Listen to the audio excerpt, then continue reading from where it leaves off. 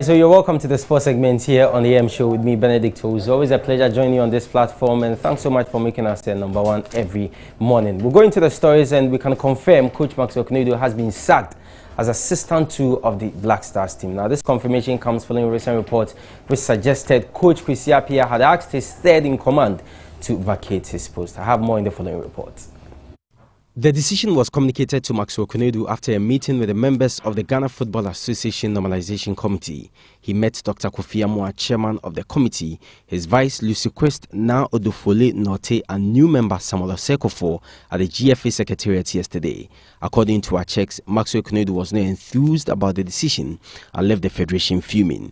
We understand the Normalization Committee wants him to take over the Black Meteors coaching job so the current head coach, Ibrahim Tanko, can focus on his Black Stars coaching duties. What this means is that he will not be part of the technical team when Ghana takes on Kenya in the final Africa Cup of Nations qualifier next week at the Accra Stadium, and eventually when the team begins preparations for the Africa Cup of Nations in June.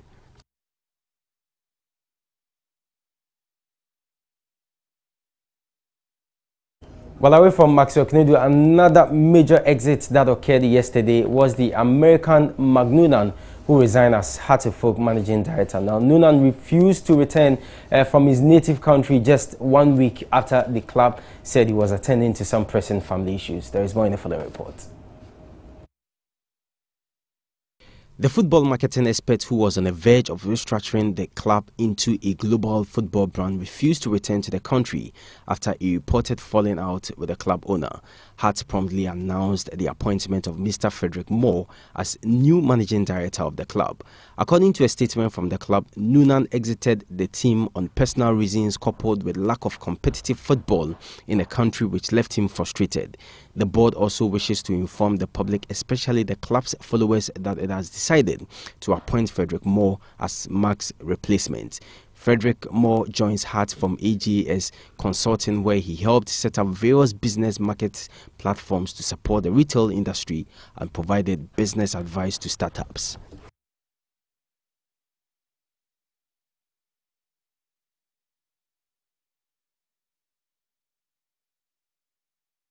All right, so Heart of Folks rivals Asante Kotoko will be in action on Sunday with the hope that they will be able to qualify to the next stage of the CAF Confederation Cup. Now, they are in Zambia to play against Zesco United in a must-win game. Coach Siki Akono and his team have received the backing of Black Stars coach Kwesi Appiah to make Ghana proud. I believe that they've got a very good team. You know, we see some signs of improvement in each game that they play. And going into Ghana, they themselves should know that it's not going to be easy, and the only way they can get to the next stage is to, fight out and get a win. And for that reason, I believe that the coach will have to deal with the psychological part of it, which is letting players know that you are going in there to stand in for Kotoko and the whole of Ghana, and once psychologically they are made aware, automatically they'll go out there and also give out their best. But after watching their games and everything, you think that they stand a chance of making it?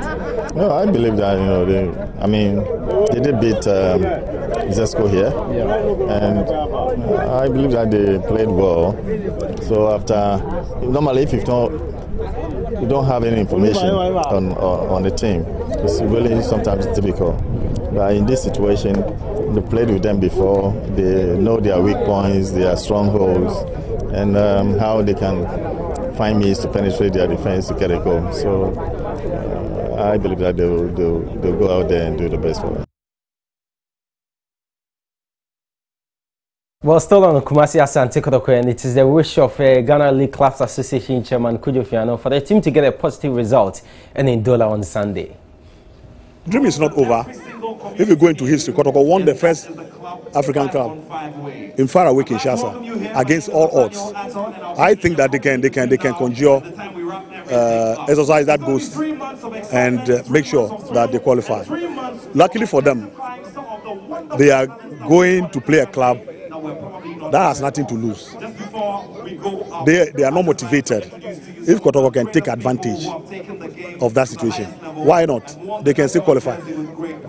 This competition is going right to the wire. So let's wait until they finish this segment, and then if they are unable to make it, we'll come back home to the drawing board and see what we have to do next. Yes, I think Kotoko has reached this stage beyond the expectation of all of us. The very day they decided to play, okay, most of us didn't know that they could even get well, but it surprised all of us by getting there. So let's wait until they play Zesco, and then we can get to the drawing board and look at the strength and the weaknesses. Okay, so Olivier Giroud scored a hat-trick as Chelsea won that game by 5-0, finishing 8-0 on aggregate to make the next stage of the UEFA Europa League. Arsenal also overturning that deficit in a grand style as they progress to the next stage of the competition. What a year it's turned out to be for the English teams. 4 teams in the English Premier League making it to the next stage of the UEFA Champions League, and 2 teams also making it to the next stage of the UEFA Europa League. So other matches that I played last night, I'll go through the results for you, and all there you go on your screen. Chelsea making it 8-0 on aggregate after winning 5-0 at Dynamo Kiev, and Salzburg also losing. Okay, they actually won at home 3-1, but Napoli go through 4-3 on aggregate. Krasnodar are out. Valencia are through 3-2 on aggregate. Arsenal are through 4-3 on aggregate against Stade de Rennes. Villarreal also through to the next stage, 5-2 on aggregate against Zenit St. Petersburg, and Slavia Prague also making the next stage of the competition at the expense of Sevilla after extra time. We have Inter Milan, they are out, entering Frankfurt from Germany through to the next stage of the competition, and then Benfica's Dynamo Zagreb. Benfica making it at the expense of Dynamo Zagreb 3-1. Their game ended on aggregate. All right, so definitely this weekend we see action in the major European leagues. In England, there will be action in the English Premier League as well as the English FA Cup. When you go to Spain, it will be in the Spanish La Liga, where Zinedine Zidane, who has returned as coach of Real Madrid, will play his first game against Celta de Vigo. Barcelona will go away to Real Betis, and when you go to Italy, there's the Derby della Madonnina between Inter Milan and AC Milan. But there's a small issue in English League 2 that we have to deal with. Paul Scholes has resigned as manager of Oldham Athletic after 30 days in charge. My colleague Asari Bediakon has more in the following report. The 44-year-old took on his first managerial job on February 11 and was only in charge of the League 2 club for 7 games, winning just 1. Scholes said in a statement that he had decided to resign with great regrets. He took over with the Latics 14th in the table, 9 points off the playoffs, and leaves them in the same position. He began his reign with a 4-0 win over Yeovil Town, but 3 draws and 2 defeats followed prior to the final match, a 2-0 defeat by league leaders Lincoln City on Tuesday. Scholes made 718 appearances for Manchester United, including 499 in the Premier League, and scored 155 goals in all competitions. He initially announced his retirement at the end of the 2010-2011 season, but made a comeback at the start of 2012 before finally calling time on his career, having won 11 Premier League titles, 3 FA Cups, 2 League Cups, 5 Community Shields and 2 Champions League. He also played 66 times for England, retiring after Euro 2004 to focus on his club career.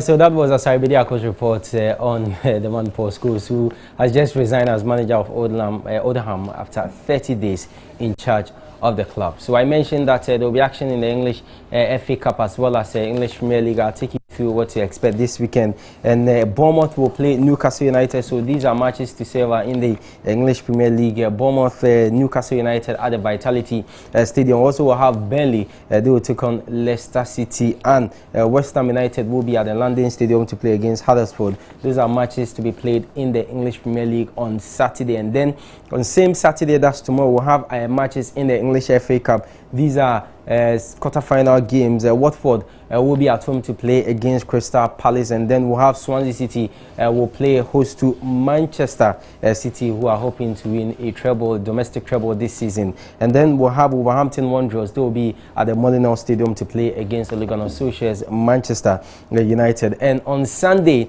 there will be action in the English Premier League where we'll have Liverpool. They will be hoping to leapfrog Manchester City, with City, of course, having a game in hand following their participation in the English FA Cup. So Liverpool will go away to play against Fulham at the Craven Cottage, and then Everton will be at the Goodison Park to play against Chelsea. So that's how we end sports this morning here on the AM Show. Thanks so much for your company. We are back on Monday with highlights of everything that will happen this weekend. When you say a prayer, make sure you say one for Kumasi Asante Kotoko. We pray that they will be able to make the next stage of the CAF Confederation Cup. Join us at 2 on Sports Today, our major sports bulletin on this platform with my colleague Nathaniel Atto. Until then, enjoy the rest of our programs.